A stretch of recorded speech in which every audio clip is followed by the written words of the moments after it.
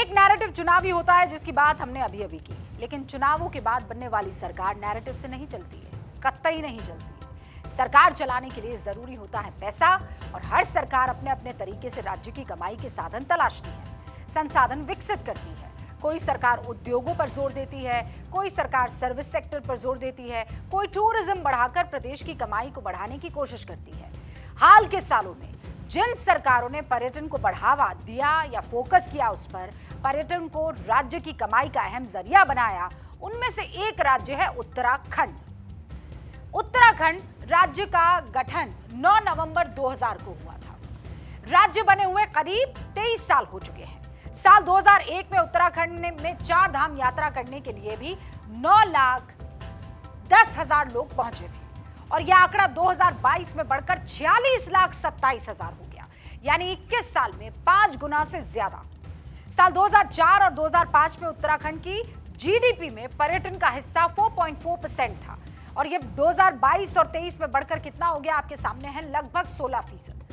यानी 19 साल में करीब 3.5 गुना की बढ़ोतरी हो गई उत्तराखंड में, सिर्फ और सिर्फ पर्यटन की वजह से। आज ये आंकड़े आपके सामने रखने के पीछे मेरी एक वजह है, और वो वजह बढ़ते दबाव से दम तोड़ते शहर की है। जोशीमठ, आप जानते हैं इस शहर का नाम आखिरी बार आपने क्यों सुना और कैसे सुना? धस रहा था। ये शहर बद्रीनाथ जाने वाले रास्ते पर एक अहम पड़ाव है। हर साल लाखों लोग मई से अक्टूबर महीने के बीच इस शहर से गुजरते हैं। ये दबाव कितना है, इस पर विस्तार से मैं बात करूं आज, लेकिन उस पर आपको गहराई से सोचने की और बहुत ही अटेंशन के साथ इस खबर को देखने की जरूरत है। क्यों जरूरी है? क्योंकि जोशीमठ शहर खत्म होने की कगार पर है। पिछले साल दिसंबर में जोशीमठ शहर में जो बड़ी बड़ी दरारें नजर आई थी, वो इतनी खतरनाक थी। और आपको एक रिपोर्ट बताती हूं। ये वो रिपोर्ट है जो जोशीमठ को बचाने के लिए अलग अलग संस्थाओं ने रिसर्च करने के बाद जारी की, और वो रिपोर्ट मैं आपको 1 सेकंड में बताती भी हूं। ये देखिए, ये आई है मेरे हाथ में report, study of ground subsidence in Joshimath following the events of January 2023।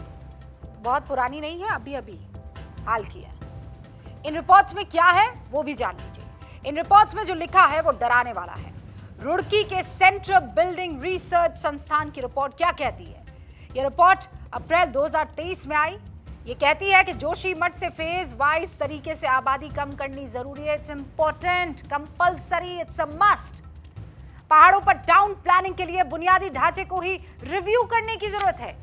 ये रिपोर्ट साफ तौर पर उस तरफ इशारा कर रही है, और ये रिपोर्ट कहती है कि अगर आपने ये काम सिलसिलेवार तरीके से नहीं किया तो गड़बड़ हो जाएगी। और इसमें किसी एक संस्था की तरफ से नहीं, बहुत सारी अलग अलग संस्था है जिनकी तरफ से ये दावे किए गए हैं। टाउन प्लानिंग रिव्यू की जरूरत है। ये जोशीमठ के अस्तित्व पर अदरवाइज संकट पैदा कर देगी। उत्तराखंड ये वो राज्य है जिसे बने हुए बहुत वक्त नहीं हुआ।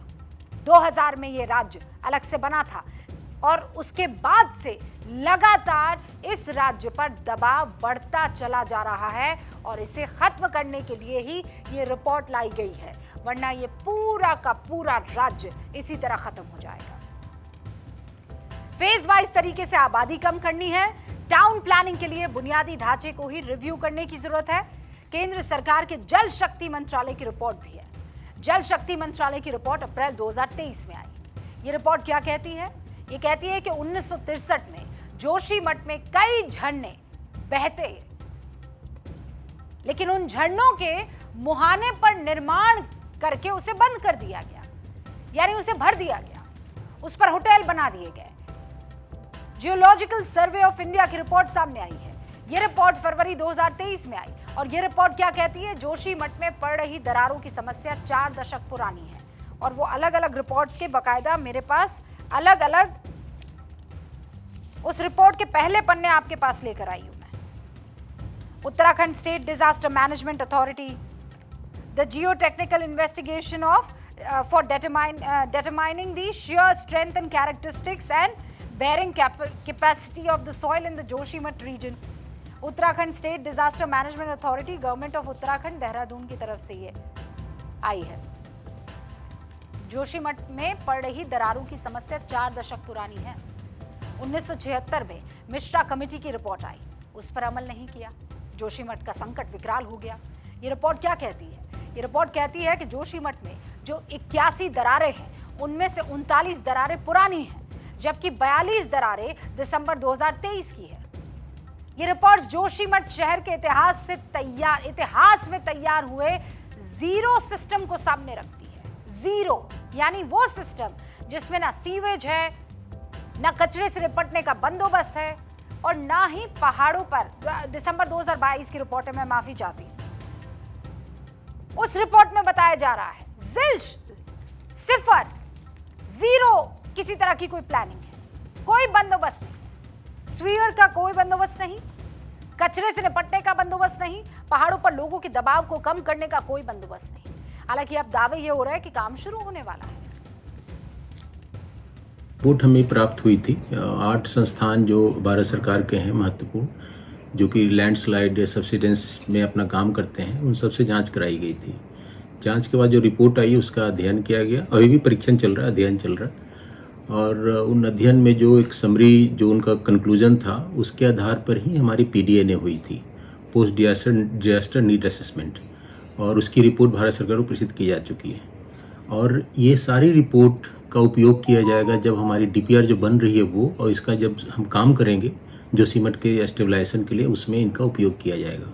तो बहुत महत्वपूर्ण रिपोर्ट है, इसका अभी भी परीक्षण चल रहा है, और जो हमारी कार्यदायी संस्थाएं हैं PWD इरिगेशन, उनसे भी ये रिपोर्ट शेयर की गई है ताकि जो भी DPR बनाए उसमें इसका ख्याल रखें।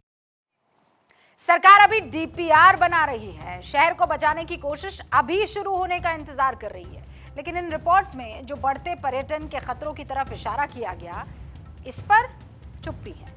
मैं समझ सकती हूं चुप्पी क्यों है। चुप्पी इसलिए है क्योंकि अगर कोई कमाई हो रही है तो उसका सबसे बड़ा कारण क्या है? टूरिज्म। सरकारी आंकड़े बताते हैं कि साल 2012 में उत्तराखंड में 2,80,000 विदेशी पर्यटक आए थे, लेकिन एक दशक बाद 2022 में ये संख्या 3 गुना बढ़ गई, और कितनी हो गई? 7 लाख के करीब। जाहिर है पर्यटक जब 3 से 4 गुना बढ़ेगा पर्यटन, तो उन्हें संभालने के लिए होटल्स चाहिए, पहाड़ों का दोहन होगा, होटल्स बनाने के लिए जंगल काटे जाएंगे, और ये सब कुछ करते वक्त पहाड़ों पर ध्यान नहीं दिया जाएगा। ध्यान देने की फुर्सत होगी नहीं। कब होती है ध्यान देने की फुर्सत? एक फैक्ट बताती हूं आपको, और इंपॉर्टेंट है। सरकारी सिस्टम कैसे काम करता है उसका उदाहरण देती हूं। जोशीमठ के घरों में बड़ी दरारें दिखी दिसंबर 2022 में। फरवरी 2023 से संस्थानों की रिसर्च रिपोर्ट आनी शुरू हुई, और जून 2023 तक ये आती रही। लेकिन ये रिपोर्ट जारी कब हुई? कल 25 सितंबर को, वो भी उत्तराखंड हाईकोर्ट के सख्त आदेश के बाद। वरना उत्तराखंड के डिजास्टर मैनेजमेंट डिपार्टमेंट ने तो इन रिपोर्ट्स को सार्वजनिक करने तक की जहमत नहीं उठाई। दावा किया जा रहा है कि रिपोर्ट्स के आधार पर काम हो रहा है, तो फिर रिपोर्ट सार्वजनिक क्यों नहीं हुई? क्या परेशानी थी रिपोर्ट सार्वजनिक करने में? हाईकोर्ट को सख्ती क्यों दिखानी पड़ी? ऐसा प्रतीत होता है कि पूरे प्रदेश को केवल हाईकोर्ट हाँक रहा है। हाईकोर्ट कहता है तो लोकायुक्त का गठन होगा, हाईकोर्ट कहता है तो राज्य आंदोलनकारियों को क्षतिज आरक्षण मिलेगा, हाईकोर्ट कहता है तो आप रिपोर्ट सार्वजनिक करते हैं। ये क्या मजाक लगा रखा है आपने? और अब आप महीनों पहले आई हुई रिपोर्ट को सार्वजनिक तो कर रहे हैं, लेकिन जिस NTPC की वजह से जोशीमठ भूधसाव में इतना बड़ा चर्चा का विषय जो पूरे राष्ट्रीय पटल पर छाया, उस NTPC को आप क्लीन चिट दे रहे हैं। यानी कि जिस NTPC ने मुआवजा देना था, जिन लोगों के घरों को नुकसान हुआ है, जो विस्थापित हो गए हैं, NTPC ने सारी भरपाई NTPC से लेने के बजाय आप जो है उसे क्लीन चिट दे रहे हैं, तो कहीं ना कहीं साठगांठ और अंडर द टेबल सेटलमेंट दिखाई पड़ता है। ये कांग्रेस का आरोप है। हिमाचल में यही आरोप बीजेपी लगा रही हो। विपक्ष के आरोप अपनी जगह है, लेकिन ये रिपोर्ट जो आई है, ये 23 साल से उत्तराखंड पर राज करने वाली हर सरकार की पोल खोल रही है। ये रिपोर्ट 1976 से साल 2000 तक उत्तर प्रदेश में ही रही सरकारों की पोल खोलती है। ये रिपोर्ट्स डराने वाली है, झकझोरने वाली है। 8 संस्थानों से 718 पेज की रिपोर्ट दायर की गई है। वाडिया हिमालय भूविज्ञान संस्थान की रिपोर्ट क्या कहती है? जोशीमठ ग्लेशियर से जो बजरी और मिट्टी आई है वो जोशीमठ उससे बना हुआ है। यहां पहाड़ों की तलहटी ठोस नहीं है और इस जगह पर मल्टी स्टोरी बिल्डिंग्स बनाने के लिए कोई टेक्निक की जरूरत जो है वो खास तौर पर होनी चाहिए, वरना कोई तकनीक नहीं चलेगी। नेशनल इंस्टीट्यूट ऑफ हाइड्रोलॉजी की रिपोर्ट क्या कहती है कि जोशीमठ ढलान पर बसा हुआ है। यहां ऊपर से आने वाले कचरे और पानी को सुरक्षित नहीं पहुंचाने का प्रबंधन होना बेहद जरूरी है। नीचे पहुंचाने का मतलब अगर मान लीजिए ऊपर से कचरा आ रहा है या ऊपर से पानी आ रहा है तो वो सुरक्षित पहुंचना चाहिए, उसका प्रबंधन होना बेहद जरूरी है।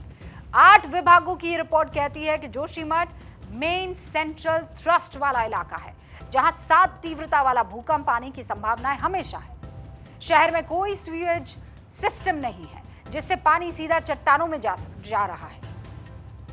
बेतरतीब निर्माण से पानी के प्राकृतिक जो स्रोत है वो भी रास्ता बदल चुके हैं और इसी वजह से शहर धंस रहा है। नेशनल जियोफिजिकल रिसर्च इंस्टीट्यूट की रिपोर्ट में यह पता लगा है कि शहर 50 मीटर गहराई तक धंस रहा है। ये जोशीमठ के धंसने के कारण बताए गए हैं और इन रिपोर्ट्स के आधार पर शहरों को बचाने के लिए युद्ध स्तर पर काम करने की जरूरत है। लेकिन खतरा सिर्फ जोशीमठ शहर पर नहीं है ना, यह खतरा तो जोशीमठ शहर से 272 किलोमीटर दूर बसे नैनीताल पर भी मंडरा रहा है। इसीलिए तो आज मैं जोशीमठ की बात आपको कह रही हूं। नैनीताल की आत्मा पहाड़ी पर बसे 10,000 घर, नैनीताल की वो जो आत्मा है अलमा पहाड़ी, वहां पर ये 10,000 घर बसे हुए हैं जो खतरे में हैं। 250 घरों को प्रशासन ने खाली करा दिया है जबकि 4 घर अब तक जमींदोज हो चुके हैं। इस आलमा पहाड़ी का इतिहास आपको जानना जरूरी है। सन 1880 में इसी आलमा पहाड़ी पर भूस्खलन हुआ था जिसमें 151 लोगों की मौत हो गई थी। 43 अंग्रेज ऑफिसर्स यहीं दफन हो गए थे। इसके बाद अंग्रेजों ने यहां निर्माण पर रोक लगा दी और वो साल 1880 है। 151 लोगों की जब धंसने से मौत हो गई थी और यहां पर तब से अंग्रेजों ने निर्माण पर रोक लगा दी। लेकिन इस रोक के करीब 100 साल बाद यहां निर्माण होना शुरू हो गया और आज इस पहाड़ी पर 10,000 घर बन गए। पहाड़ वही है, पहाड़ की मिट्टी वही है, भुरभुरी यानी ढीली, लेकिन यहां मल्टी स्टोरी बिल्डिंग्स बन गई हैं। प्रशासन ने उन्हें रोकने की सोची भी नहीं। ये सिर्फ 2 शहरों की बात है, लेकिन उत्तराखंड पर संकट इससे कहीं ज्यादा बड़ा है। चमोली में कई घरों में दरारें पड़ चुकी हैं। उत्तरकाशी के भटवाड़ी में कई गांवों में दरारें पड़ गई हैं। श्रीनगर शहर के घरों पर खतरा मंडरा रहा है। कर्णप्रयाग में दरारें बड़ी होती जा रही है। बागेश्वर के 48 गांव लैंडस्लाइड की जद में हैं। और ये क्यों हो रहा है? क्योंकि पहाड़ों पर शहर बस रहे हैं। बेसिक चीजों का ध्यान ही नहीं रखा जा रहा है। ड्रेनेज सिस्टम जैसी बेसिक सुविधा नहीं है, ठीक नहीं है, वो तैयारी नहीं हो पाई। और ये सिर्फ उत्तराखंड की बात नहीं है। 1875 में अंग्रेजों ने जब शिमला बसाया तो उसे सिर्फ 16,000 लोगों के लिए डिजाइन किया गया था। Only 16,000 people. आज शिमला की आबादी कितनी है देख लीजिए। आप शिमला गए होंगे, आपको पता लग गया होगा। चमचमाता हुआ पूरा शहर। शिमला में जनवरी से मई 2023 तक 72 लाख पर्यटक पहुंचे थे। अंदाजा लगा लीजिए पहाड़ों पर कितना बोझ है। पहाड़ों पर जाना सुकून तो सभी को देता है, खूबसूरत पहाड़ियां, देवदार के वृक्ष, बादलों के बीच में, लेकिन पहाड़ियों का दम घुट रहा है। वादियों की सैर करने की अनुभूति अलौकिक होती है, लेकिन आज से 50 साल बाद क्या ये पहाड़ बचेंगे? बताइए, क्या जंगल की कटाई के बाद 50 साल बाद वादियों का अस्तित्व बचेगा? बताइए। पहाड़ की सेहत के बारे में हमें सोचना होगा और हमारी अपनी सेहत के बारे में भी सोचने की हमें जरूरत है। और ये सेहत किस तरफ इशारा कर रही है, अभी आप जानेंगे अगली खबर में।